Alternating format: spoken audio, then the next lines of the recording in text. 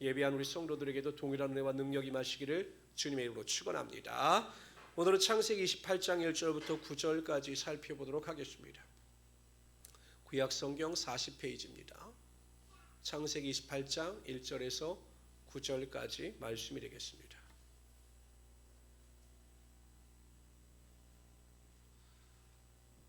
어머니 리브가의 뱃속에 있을 때부터 갈등을 겪던 야곱과 에서는 결국 큰 갈등에 직면하게 됩니다. 그 내면에는, 그 배후에는 아버지 이삭의 잘못된 판단이 결정적이었습니다. 분명히 하나님께서는 큰 자가 작은 자를 섬길 것이다 라고 말씀하셨음에도 불구하고 이삭은 그것을 깨닫지 못하고 에서에게 장자권의 축복을 하려고 하였습니다.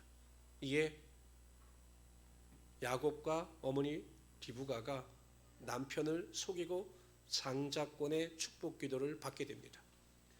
이 일을 알게 된 에서는 마음속으로 이를 갈았습니다. 내 아버지가 곧 돌아가시게 되면 내가 내 동생 야곱의 생명을 빼앗겠다라고 그 생각을 가지고 이를 갈았습니다. 이것을 한 이삭과 리브가는 결국 야곱을 그 외삼촌 라반의 집으로 보내게 됩니다.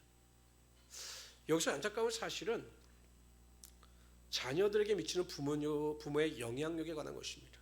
여러분, 이제 에서는요, 그 아버지 이삭이나 리브가의 한계를 뛰어넘은 것이죠.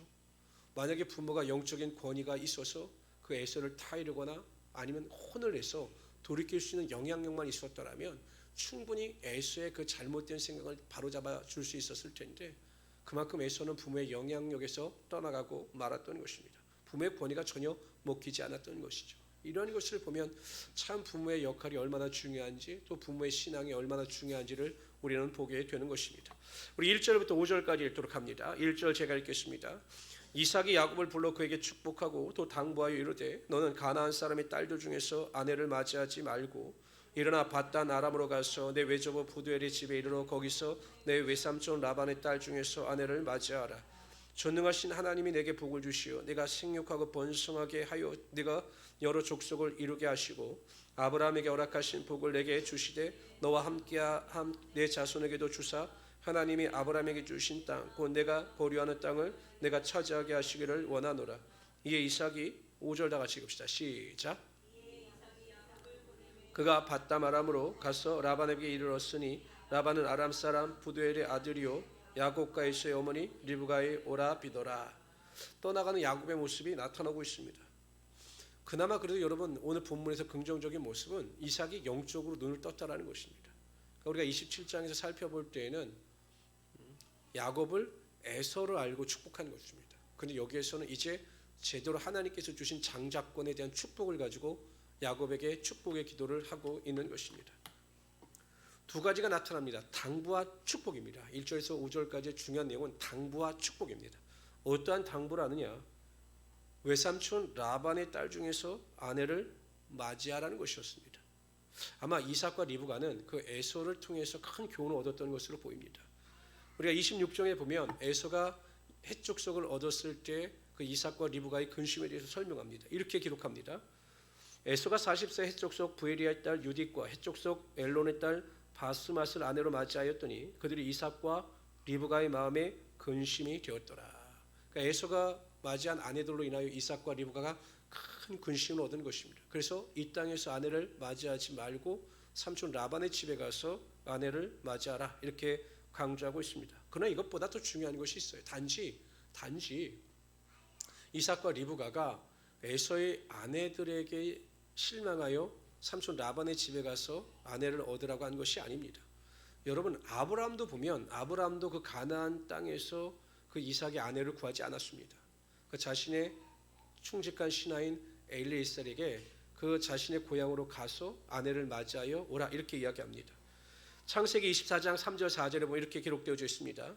내가 너에게 하늘의 하나님 땅의 하나님이신 여호와를 가리켜 맹세하게 하노니 너는 내가 거주하는 이 지방 가나안의 딸 중에서 내 아들을 위하여 아내를 택하지 말고 내 고향 내 족속에게로 가서 내 아들 이삭을 위하여 아내를 택하라. 그러니까 아브라함도 신앙의 순수한 혈통을 유지하기 위해서 이방 땅이 아닌 자신의 고향에서 이삭의 아내를 맞이하기를 원했던 것입니다. 인간은 사회적 동물입니다. 그렇죠? 여러분, 이 세상에 유아 독전 홀로 살아갈 수 있는 사람은 없습니다. 우리가 존재하고 살 수 있는 것은 이 사회적 동물이기 때문에 인간적인 관계를 통해서 우리가 살아갈 수도 있는 것입니다. 그러나 조심해야 합니다. 인간은 사회적 동물이기 때문에 사람을 만나고 사람과 어울립니다. 그렇기 때문에 다른 사람에게 대하여 절대적인 영향을 받게 되어 있는 것입니다. 그래서 여러분, 예수 믿는 성도들도요, 누구를 사귀느냐가 정말로 중요한 것입니다. 동물들 같은 경우 보면, 야생 동물들 같은 경우에 보면 새끼들을 야생에 생존할 수 있도록 부모가 새끼일 때부터 제대로 가르칩니다. 그러면 새끼들도 부모에게 그대로 배워서 새끼들도 야생에서 존재할 수 있게 되는 것입니다. 신앙생활 하다 보면 참 재미있는 게 무엇이냐면, 누가 나를 전도했느냐에 따라 신앙의 모습이 바뀐다는 거죠. 신앙이 신실한 분, 수요예배, 금요기도회, 새벽예배, 주일예배, 올바른 헌금에 대해서 제대로 하신 분이 전도를 한 사람은 그분이 가르쳐 준 대로 신앙의 바른 길을 걸어갑니다. 그런데 여러분, 신앙을 제대로 하지 못한 분들이 전도한 사람이 있죠.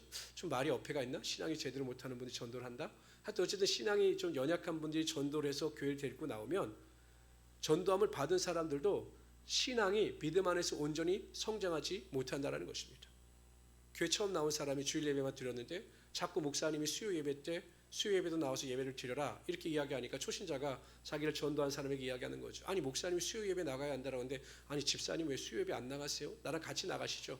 아이, 주일 예배 한 번만 나가면 됐지 뭘 수요 예배까지 나가. 그래서 나가지 않는다는 거예요. 그래서 신앙이 성숙하지 못한다는 것입니다.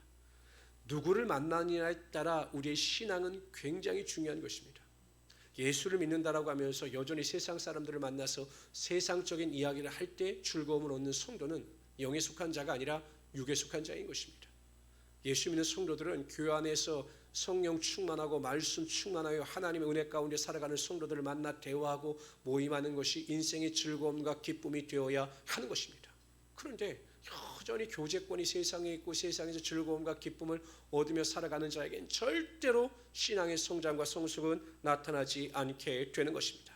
그래서 성도 여러분, 항상 우리 성도님들은 교회 안에서의 모임, 교회 안에서의 교제를 귀히 여기시고 그 안에서 참된 기쁨과 만족과 행복을 누리며 살아가시는 하나님의 귀한 성도들이 되시기를 주님의 이름으로 축원합니다.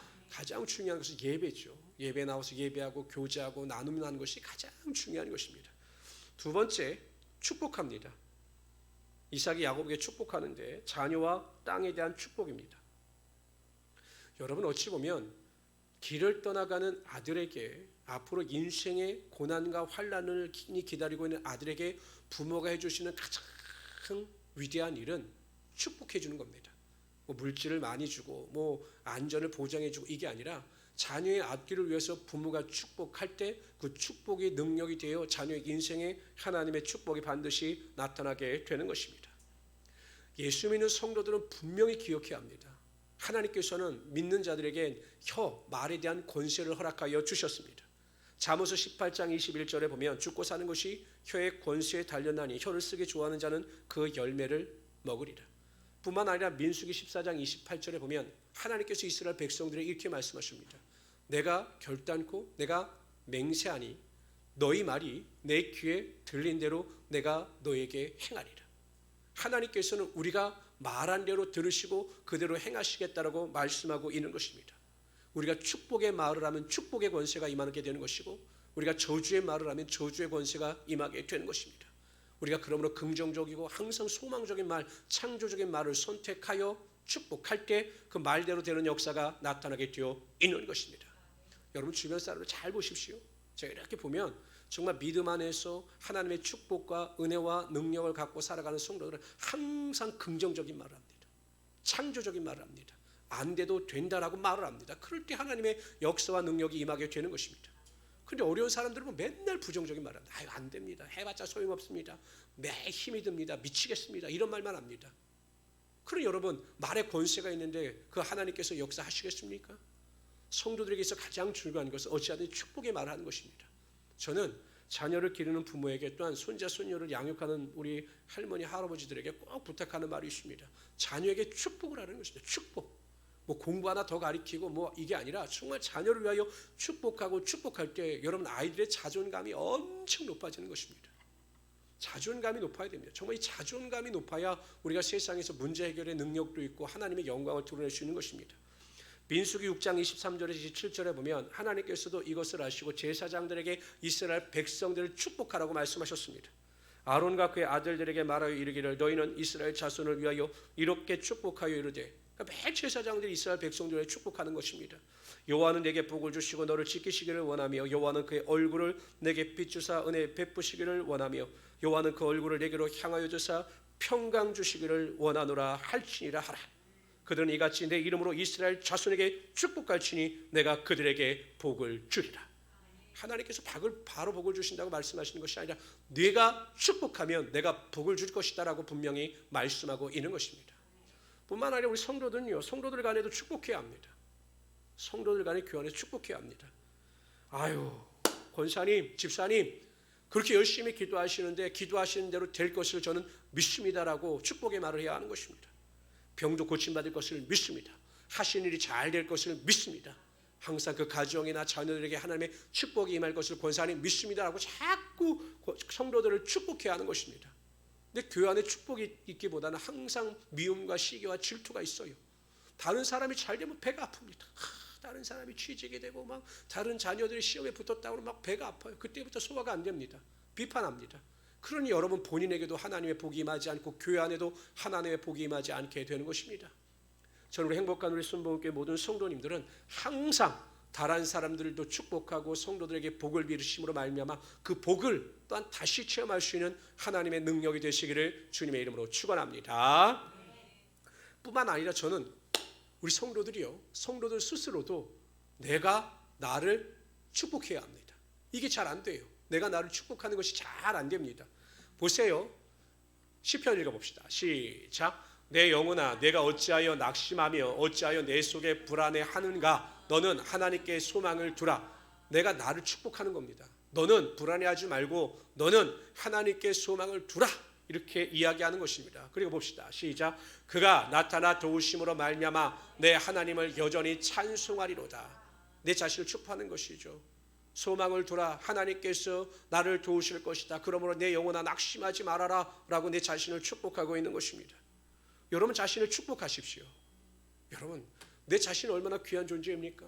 지금까지 우리가 인생을 살아오면서 내가 얼마나 많은 고난과 어려움 가운데 무수히 모는 싸움에서 이겼습니까? 참 잘 산 거예요. 지금까지 내 자신은 잘 살아온 것입니다. 그리고 내 자신을 축복하십시오. 정말 잘 살았어. 정말 수고했어. 고생했어. 너는 정말 괜찮은 사람이야. 하나님께서 너를 사랑하고 계셔. 네가 하는 일마다 다 잘 될 거야. 낙심하지 마. 슬퍼하지 마. 우울해하지 마. 라고 자기 자신을 자꾸 격려하고 축복하면 그 축복이 내 자신 가운데 임하게 되는 것이고 하나님께서 부어주시는 믿음의 능력이 나타나게 하여 주시는 것입니다. 내게 능력 주시는 자 안에서 내가 모든 것을 할 수 있다. 이것도 여러분 사도 바울이 자기 자신에게 확신하고 다짐하는 자기 축복인 것입니다. 자꾸 하나님은 우리에게 대하여 정말 위대한 인물이고 하나님의 귀한 자녀라고 이야기하는데 왜 우리 스스로 우리 자신을 자꾸 보잘것없는 인생으로 비하합니까? 나는 할 수 없다. 나는 못한다. 나는 가진 것이 없다. 나는 상처가 있다. 나는 우울증이 있다. 나는 공황장애가 있다. 왜 그것을 고치지 못합니까? 성도 여러분, 내가 내 자신을 축복하고 내 자신을 위로할 때 하나님께서 그 말대로 되는 권세가 분명히 나타나게 하여 주시는 것입니다. 그러므로 우리 모든 성도님들께서는 항상 오늘부터 이 시간부터 내 자신을 축복하고 격려함으로 말미암아 소망 가운데 승리하며 살아갈 수 있는 하나님의 귀한 성도들 되시기를 주님의 이름으로 축원합니다. 27장에 보면 우리는 에서가 이삭을 죽이려고 하는 사실을 알았습니다. 그러니까 여러분 이 이삭의 집 에서가 야곱을 죽이려 하는 것을 알았습니다. 그래서 이 이삭의 집안에 갈등이 일어나는 거죠. 문제가 발생한 것입니다. 항상 여러분 살얼음 같은 그 불안감 이 가정에 존재하지 않았겠습니까? 문제가 발생한 것입니다. 그러나 여러분 이 이삭의 가정에 발생한 문제는 결코 무익한 것이 아니었어요. 하나님께서는 이 에서와 야곱의 갈등을 통해서 그 가정을 치유하시고 그 가정 가운데 하나님의 은혜가 임하게 하여 주시더라는 것입니다. 첫 번째, 이삭이 영적으로 회복된 것입니다. 분명히 하나님의 약속이 있었습니다. 큰 자가 작은 자를 섬길 것이다. 근데 영적으로 어두워진 이삭은 그것을 분별하지 못하고 자꾸 에석에게 축복하기를 원했던 거죠. 그러나 이제 깨닫게 되는 것이고 영적으로 회복되어져서 하나님께 바른 길을 걸어가고 있습니다. 아마도 가정의 문제로 인하여 이삭이 비로소 하나님께 다시 기도하기 시작한 것으로 보입니다. 결혼하기 전에 여러분 이삭은 얼마나 기도했습니까? 아내를 위해서 기도했죠. 또 결혼하고 잉태의 축복이 임하지 않자 20년 동안 40살부터 60세에 자녀를 얻을 때까지 하나님께 간절히 기도하던 이삭이었습니다. 근데 그런 은혜가 사라졌죠. 그런데 다시 문제를 통하여 노아한테 연로에서도 하나님 앞에 나아가 간절히 기도하는 이삭의 모습이 나타나고 있는 것입니다. 성도들은 고난과 문제를 싫어합니다. 당연하죠. 저도 싫습니다. 고난과 문제는 싫습니다. 그러나 분명한 것은 성경이 우리에게 주시는 메시지는 고난과 환난이나 문제가 없이는 절대로 하나님 앞에 나와 믿음으로 기도하지 않는다라는 것입니다. 고난 없는 영광은 없습니다. 고난 없는 십자가는 없습니다. 그러나 우리가 그 고난을 믿음으로 받아들이고 고난을 통해서 이루실 하나님의 영광을 바라보면서 우리가 묵묵히 기도하면서 나아갈 때 고난을 통해서 하나님께서 반드시 영광의 축복이 임하게 하여 주시는 것입니다. 왜냐하면 여러분 하나님은요 우리의 믿음의 그릇 크기만큼 축복의 분량을 결정하시는 거예요. 그렇잖아요. 우리의 믿음의 분량이 하나님의 축복을 감당할 그릇이 되지 아니하면 하나님께서는 축복하지 아니하십니다. 왜냐하면 그러한 하나님의 축복이 오히려 우리의 삶의 위기로 다가올 수 있기 때문이죠. 우리가 믿음의 분량의 크기를 준비하고 견고한 믿음 안에서 살아가게 되면 하나님께서 넘치도록 우리의 삶의 고난을 통해서 하나님의 축복이 임하게 하여 주시는 것입니다. 시편 119편 67절에 보면 고난당하기 전에는 내가 그릇 행하였더니 이제는 주의 말씀을 지키나이다. 119편 71절에 보면 고난당한 것이 내게 유익이라 이로 인하여 내가 주의 율례를 배우게 되었나이다. 고난 없는 영광이 없다는 사실을 분명히 기억하시고 고난이나 문제가 다가올 때마다 원망과 불평의 길을 걸어가는 어리석은 자들이 되지 않기를 바랍니다. 우리 고난 가운데 하나님의 영광의 빛이 임하게 될 것이다. 하나님 고난을 통해서 문제를 통해서 더 큰 축복으로 함께하여 주실 것이다. 물질의 어려움 가운데 하나님께서 함께하여 주심으로 복의 복을 더하여 주실 것이다. 이러한 믿음을 가지고 승리하며 살아갈 수 있는 하나님의 귀한 성도들 되시기를 주님의 이름으로 축원합니다. 두 번째 어떤 유익이 생겼느냐? 야곱의 아내를 이 가나안 족속들 중에서 어찌하냐고 신앙의 혈통을 유지하게 라반의 집으로 보내서 신앙의 혈통을 이어가게 되었다라는 것입니다. 여러분 생각해 보십시오. 그 리브가가 야곱을 얼마나 사랑했습니까? 만약 이런 문제가 없었다면 그 야곱을 리브가가 그 멀리 떨어져 있는 외삼촌 집으로 보냈겠습니까? 안 보냈겠습니까? 보냈겠습니까? 안 보냈을 것 같아요. 저도 우리 아들 안 보냈을 것 같아요. 그냥 여기 살아라 이랬을 것 같아요. 그러나 어쩔 수 없는 상황이 되자 하나님은 하나님의 뜻을 이루기 위하여 신앙의 순수한 혈통을 이어가기 위해서 그를 삼촌 라반의 집으로 보내고 있다는 것입니다. 하나님은 항상 모든 것을 합력하여 선을 이루시는 하나님이 되시는 것입니다. 우리가 생각하기엔 이게 아닌데, 이 방법이 아닌데, 이 길이 아닌데 라고 당황하는 그 상황 속에서도 하나님은 항상 하나님의 선을 이루어 가신다는 것입니다. 그러므로 실패나 문제 앞에서 낙심할 필요가 없는 거죠. 여러분 베드로가 밤새도록 물고기를 잡았지만 물고기를 잡지 못했습니다. 완전히 물고기 잡이에 실패하는 것입니다. 그래서 여러분 호숫가에서 이제 그물을 닦고 있었습니다. 내일 또 나가야 하니까. 그때 예수님께서 찾아오셔서 베드로에게 부탁하셔요. 좀 네 배를 호숫가에서 잠깐 띄워달라라고 부탁을 하십니다. 베드로 입장에서 보면 물고기도 잡지 못했는데 또 예수님이 오셔서 그렇게 부탁을 할 때 충분히 거절할 수도 있죠. 제가 그럴 기분이 아닙니다 라고 거절할 수도 있는데 베드로는 순순히 자기의 배를 내어드립니다. 예수님께서 호숫가에서 약간 배를 떼어놓으신 후에 많은 군중들을 향해서 하나님의 나라에 대하여 선포하셨습니다. 베드로는요 그물을 닦고 있으면서도 아마 그 예수님의 설교 말씀을 들었던 것으로 보여요. 그러니까 예수님께서 말씀을 다 마치신 다음에 저 깊은 곳으로 가서 그물을 내리라 라고 말씀하셨을 때 말도 안 되는 명령에 순종합니다. 근데 가보니까 어떻습니까? 그물을 내릴 때 그물이 찢어질 정도로 엄청난 양의 물고기를 잡을 수가 있었던 것입니다. 근데 여러분 여기서 뒤집어서 생각해 보십시오. 만약에 베드로가 밤새 물고기를 잡았습니다. 그래서 엄청난 양의 물고기를 얻었습니다. 그럼 여러분 그 호숫가에 도착하자마자 뭐하러 갔을까요? 물고기 팔러 갔겠죠. 절대 그물을 깃고 있지 않았을 것입니다. 오히려 베드로가 물고기 잡이에 실패했기 때문에 예수님을 만나게 되고 예수님의 부르심 앞에 무릎을 꿇는 하나님의 축복이 임하게 되었던 것입니다. 항상 우리는 음직 가운데 양지를 바라볼 수 있어야 되는 것입니다. 고난 가운데 축복을 바라볼 수 있는 성도의 믿음이 되어야 하는 것입니다. 근데 그것을 바라보지 못하니까 역사가 나타나지 않는 거예요. 계속 음지에서 음지만 바라보니까, 음지에서 고난에서 헤어나지 못하니까 항상 인생의 나이를 먹어도 그렇게 될 수밖에 없는 것입니다. 항상 문제와 고난 앞에서 이루실 하나님의 영광을 기대하시면서 더 믿음의 성숙을 이루어가시고 믿음 안에서 승리하며 살아갈 수 있는 하나님의 귀한 성도들이 되시기를 주님의 이름으로 축원합니다.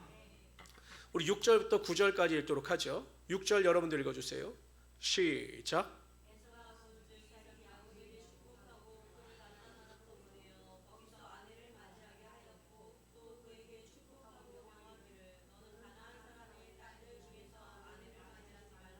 또 야곱이 부모의 명을 따라 밧단 아람으로 갔으며 에세가 떠 본즉 가나안 사람의 딸들이 그의 아버지 이삭을 기쁘게 하지 못하는지라.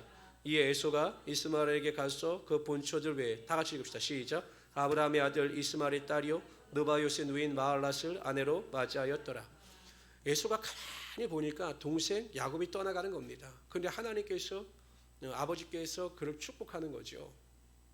그리고 이방 땅에 가서 아내를 맞이하라 이야기를 들은 것입니다.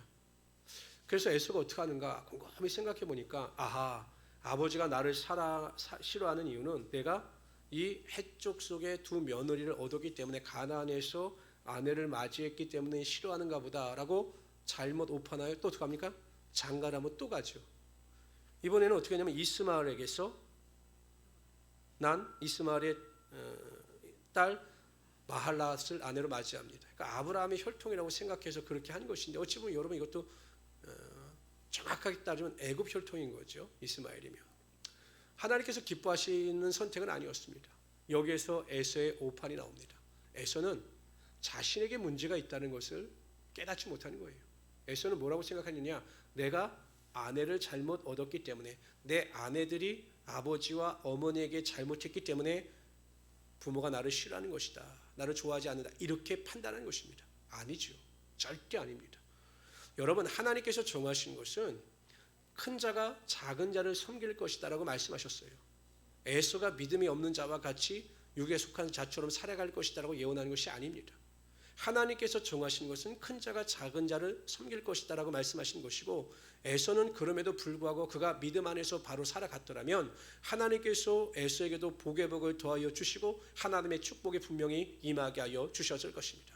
그런데 에서는 자신의 삶의 모든 불행을 다른 사람 탓으로 돌리는 것입니다. 이삭 탓으로 돌리고 자신들의 아내 탓으로 돌림으로 말미암아 진정 하나님의 은혜와 축복을 받지 못하고 있는 것입니다. 여러분, 사울왕은 어떻습니까? 사울왕도요, 자신의 잘못으로 인하여 하나님으로부터 버림받은 것입니다. 다윗 때문에 그런 것이 아니라 자신의 죄 때문에 그런 것입니다. 그렇다면 그냥 다윗을 인정하고 하나님 앞에 회개하여 살아갔더라면 그렇게 마지막에 자살로 인생을 맞이하는 불행한 삶을 살지는 않았을 것입니다. 그러니까 결국 자신이 잘못된 것은 다윗 탓으로 돌리다가 그렇게 불행한 인생을 맞이하고 말았던 것입니다. 우리 목사님들과 가끔 이야기를 하다 보면 그런 이야기를 합니다. 제가 여태까지 그렇고 다른 분들도 그렇고 목사님들 중에 자신이 설교를 못한다고 생각하는 분들은 한 사람도 제가 만나보지 못했습니다. 참 신기한 게 모든 목사님들은 본인이 설교를 다 잘한다고 생각합니다. 근데 한편으로는 제가 위로를 받아요. 그렇죠. 여러분, 내가 설교를 못한다고 한다면 어떻게 설교를 하겠습니까? 두려워서. 그런데 모든 목사님들이 다른 사람들의 판단과는 상관없이 자신은 다 설교를 잘한다 이렇게 생각하면서 살아갑니다. 교회 오래 다닌 성도들 중에요, 내가 믿음이 부족하고 믿음이 약하다고 생각하는 분들은 한 사람도 없습니다. 우리 권사님들, 우리 교회 빼놓고요, 권사님들, 장로님들 만나보면 아이고 목사님, 제가 믿음이 여전히 연약하고 부족합니다 라고 말하는 분들을 제가 한 번도 만나보지 못했습니다.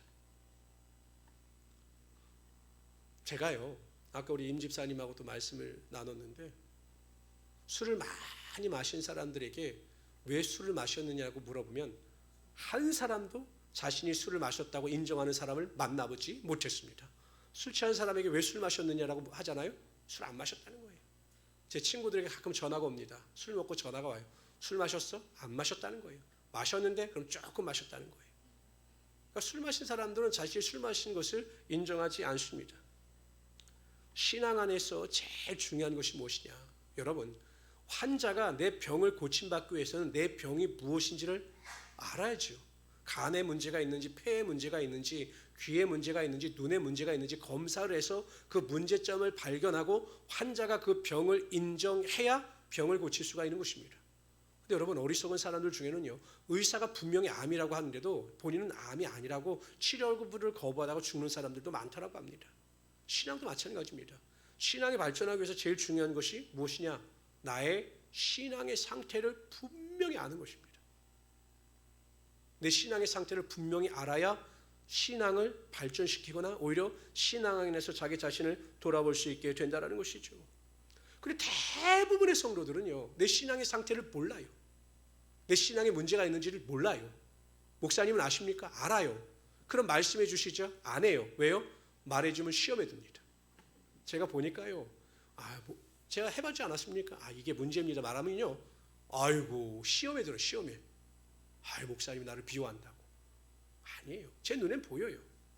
근데 본인은 몰라요. 그래서 제가 어떻게 했습니까? 답답합니다.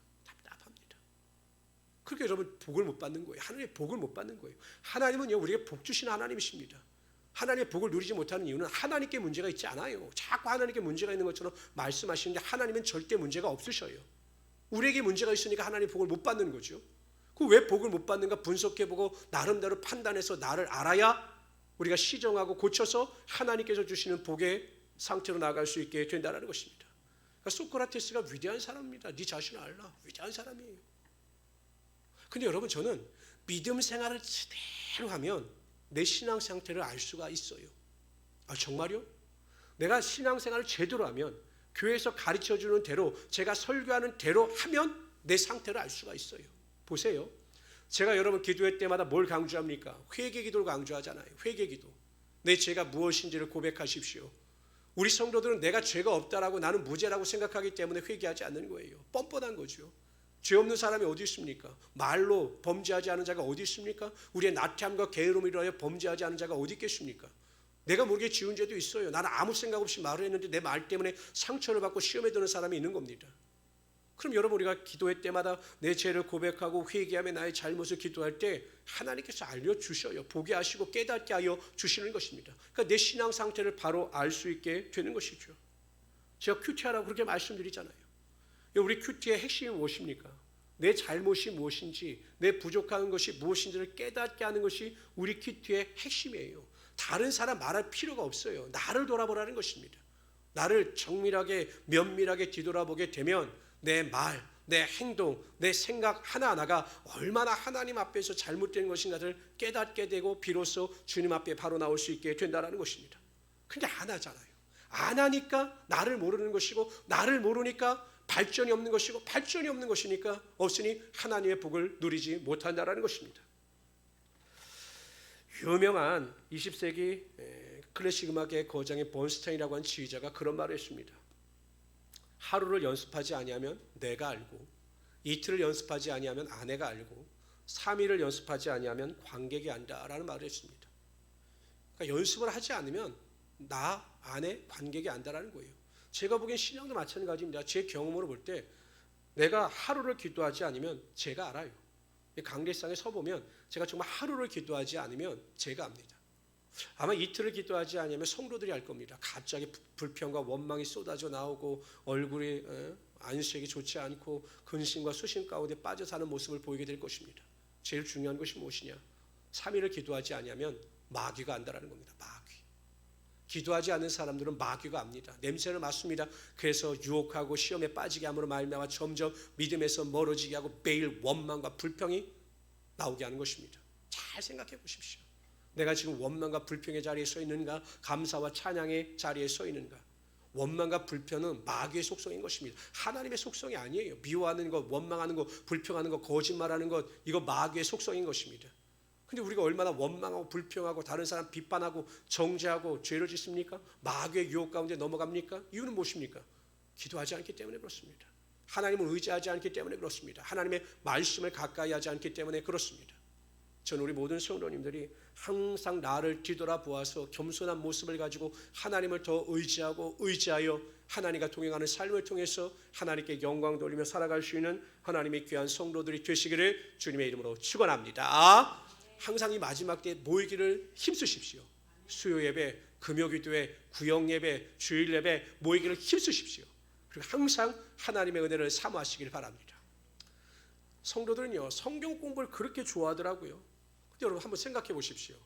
여러분 주일날 설교, 금요 기도회 강해, 수요 예배 강해 이것만 제대로 쫓아가고 그 말씀만 제대로 읽고 묵상하고 제가 말씀하시는 대로 공동체 성경 읽기 그 파트를 매일 성경을 3장씩 4장씩 한번 읽어 가보십시오. 그것만 제대로 해도 시간 없습니다. 무슨 성경 공부가 더 필요하겠습니까? 큐티하십시오. 큐티하면 제가 봐도요, 목회자인 저도 그 3개만 제대로 해도요 하루가 정신없이 지나갑니다. 안 하니까 시간이 남으니까 엉뚱한 생각하고 엉뚱한 곳에 가서 은혜를 받고자 하다 이단에 넘어가고 마는 것입니다. 항상 믿음 안에서 모이기를 펴놓던 자들 습관과 같이 하지 말고 오직 모이기를 힘쓰며 또 그 은혜 가운데 겸손한 모습을 가지고 승리하며 살아갈 수 있는 우리 귀한 성도들이 되시기를 주님의 이름으로 축원합니다. 기도합시다. 조시 하나님 정말로 감사합니다. 우리 하나님께서 우리를 사랑하여 주셔서 주님의 전으로 인도하여 주시고 세상이 아니라 하나님께만 소망을 두며 나가게 하심을 정말로 감사합니다. 하나님 앞에 겸손한 자들이 되게 하여 주시옵소서. 오직 하나님만을 의지하게 하여 주시고 최선을 다하며 살아가는 우리 성도들 되게 하여 주심을 믿습니다. 어떠한 고난과 위기 앞에서도 낙심하거나 절망하는 것이 아니라 더욱 믿음으로 기도하고 하나님을 의지함으로 하나님의 축복을 받으며 나가는 자들이 되게 하여 주시옵소서. 오늘 이 시간에도 하나님 우리가 기도합니다. 우리의 마음의 소원을 아뢰며 우리의 문제를 기도하며 우리의 믿음을 위하여 기도할 때마다 세상에 감당할 수 없는 믿음을 허락하여 주시어서 기도하며 승리하며 살아가는 자들이 다 되게 하여 주시옵소서. 감사하며 예수님의 이름으로 축복하며 기도드리옵나이다. 아멘.